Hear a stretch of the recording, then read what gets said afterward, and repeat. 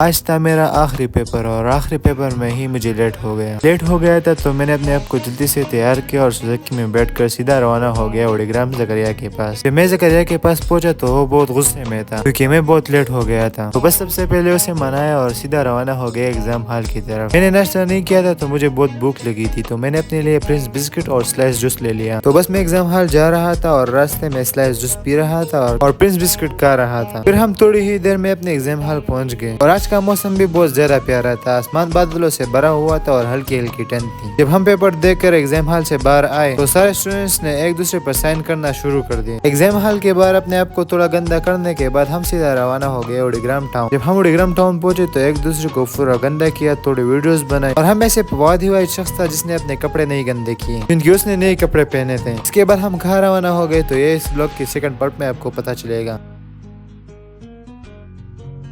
आज था मेरा आखिरी पेपर और आखिरी पेपर में ही मुझे लेट हो गया था। तो मैंने अपने आप को जल्दी से तैयार किया और सुजुकी में बैठकर सीधा रवाना हो गया ओडिग्राम जकरिया के पास। जब मैं जकरिया के पास पहुंचा तो वो बहुत गुस्से में था क्योंकि मैं बहुत लेट हो गया था। तो बस सबसे पहले उसे मनाया और सीधा रवाना हो गया एग्जाम हॉल की तरफ। मैंने नाश्ता नहीं किया था तो मुझे बहुत भूख लगी थी, तो मैंने अपने लिए प्रिंस बिस्किट और स्लाइस जूस ले लिया। तो बस मैं एग्जाम हॉल जा रहा था और रास्ते में स्लाइस जूस पी रहा था और प्रिंस बिस्किट खा रहा था। फिर हम थोड़ी ही देर में अपने एग्जाम हॉल पहुंच गए और आज का मौसम भी बहुत ज्यादा प्यारा था। आसमान बादलों से भरा हुआ था और हल्की हल्की ठंड थी। जब हम पेपर देकर एग्जाम हॉल से बाहर आए तो सारे स्टूडेंट्स ने एक दूसरे पर साइन करना शुरू कर दिया। एग्जाम हॉल के बाहर अपने आप को थोड़ा गंदा करने के बाद हम सीधा रवाना हो गए ओडिग्राम टाउन। जब हम ओडिग्राम टाउन पहुंचे तो एक दूसरे को पूरा गंदा किया, थोड़े वीडियोस बनाए और हम ऐसे बहुत ही वाइट शख्स था जिसने अपने कपड़े नहीं गंदे किए क्योंकि उसने नए कपड़े पहने थे। इसके बाद हम घर रवाना हो गए। तो ये इस ब्लॉग की सेकंड पार्ट में आपको पता चलेगा।